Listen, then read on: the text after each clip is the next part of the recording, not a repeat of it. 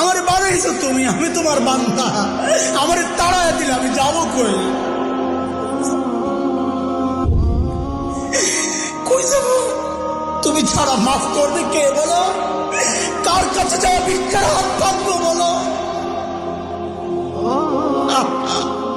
কি দোয়া শিখাইয়া দিচ্ছেন নবী ভাই, কি দোয়া শিখাইয়া দিচ্ছেন। ওইভাবে মালিককে বলেন না, একা একা তুমি আমার রব, আনতা রব্বি, আনতা রব্বি, আর কেউ না।